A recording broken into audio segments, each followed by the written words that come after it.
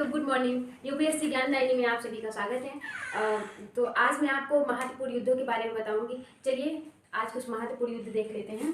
तो जो आपके पहले युद्ध है तो वो है मोहम्मद गोरी और पृथ्वीराज चौहान के बीच में लड़े गए थे।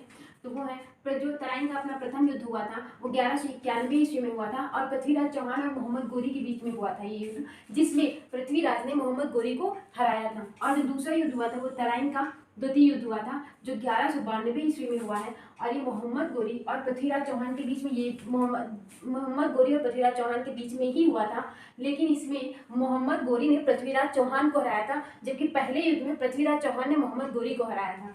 तो अब आते हैं तीसरा जो युद्ध होता है वो है चंदावर का युद्ध। चंदावर का युद्ध 1194 ईस्वी में हुआ था और ये युद्ध मोहम्मद गोरी और राजा जयचंद के बीच में हुआ था, जिसमें मोहम्मद गोरी ने जयचंद को हराया था। ठीक, अब आते हैं बाबर के युद्ध में। ये चार बाबर के युद्ध हैं, बाबर के द्वारा लड़े गए थे। तो जो बाबर के द्वारा लड़ा गया अपने ये पहला युद्ध है वो है पानीपत का प्रथम युद्ध जो 1526 ईस्वी में हुआ था।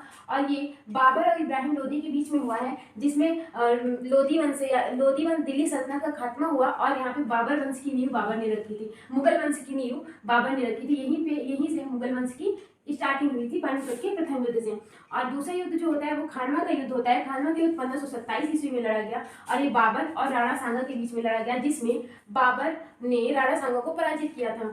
अब आते हैं इसके तीसरे युद्ध जो चंदेरी का युद्ध है। चंदेरी का युद्ध 1528 ईस्वी में लड़ा गया था और ये बाबर और मेदिनी राय के बीच में लड़ा गया, जिसमें बाबर ने मेदिनी राय को पराजित किया था।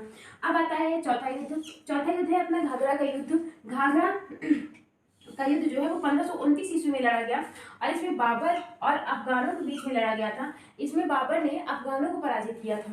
ठीक है, अब आते हैं शेर शाह के द्वारा जो युद्ध हुए थे, जो शेर शाह और हुमायूं के बीच में जो युद्ध हुए थे उनके बारे में बात कर लेते हैं। तो जो शेर शाह और हुमायूं के बीच में जो पहला युद्ध हुआ था वो है चौसा का युद्ध। चौसा का युद्ध जो है वो 1539 ईस्वी में हुआ था।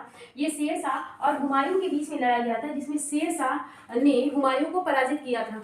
और लेकिन अभी मुगल वंश पे इसने धाक नहीं जमाई थी, मुगल वंश पे इसने जो है अधिकार नहीं स्थापित किया था। अब जो युद्ध होता है वो कन्नौज का युद्ध होता है। कन्नौज का युद्ध 1540 ईस्वी में होता है और ये भी शेर शाह और हुमायूं के बीच में लड़ा गया था, जिसमें शेर शाह ने मुगल वंश पर कब्जा जमा लिया था, मुगल वंश पे अपना अधिकार कर लिया था। अब आगे बात करते हैं अपने अगले युद्ध की। तो ये है पानीपत का द्वितीय युद्ध। पानीपत का द्वितीय युद्ध 1556 ईस्वी में हुआ था। ये हुआ था अकबर और हेमू के बीच में हुआ था, जिसमें अकबर की विजय हुई थी और हेमू पराजित हुआ था। अब अगला युद्ध आता है तालीकोटा का युद्ध। तालीकोटा का युद्ध 1565 ईस्वी में हुआ था तालीकोटा का युद्ध। और ये विजयनगर साम्राज्य का पतन हो गया था। वो बीदर, बरार, ये सारे साम्राज्य इनका पतन हो गया था, विजयनगर साम्राज्य का, है ना, इन्हीं के बीच में युद्ध हुआ था। अब जो अगला युद्ध है वो है हल्दी घाटी का युद्ध। हल्दी घाटी का युद्ध 1576 ईस्वी में हुआ था और ये अकबर और महाराणा प्रताप के बीच में हुआ था। इसमें ये निश्चित नहीं हुई थी कि किसकी हार हुई है, लेकिन क्योंकि बराबर ही दोनों में युद्ध हुआ था। इन्होंने हार नहीं मानी थी महाराणा प्रताप ने इस युद्ध में। अब आता है अगला प्लासी का युद्ध। प्लासी का युद्ध जो है 1757 ईस्वी में होता है और ये अंग्रेजों और सिराजुद्दौला के बीच में होता है। तो इसमें अंग्रेजों की विजय हुई थी प्लासी के युद्ध में। अब जो अगला युद्ध है वो है वांडीवास का युद्ध। वांडीवास का युद्ध 1760 ईस्वी में हुआ था और ये अंग्रेजों और फ्रांसीसियों के बीच में हुआ था, जिसमें फ्रांसीसियों की पराजय हुई थी और अंग्रेजों की विजय हुई थी। यहीं से ब्रिटिश ईस्ट इंडिया कंपनी का एकाधिकार शुरू हो गया था।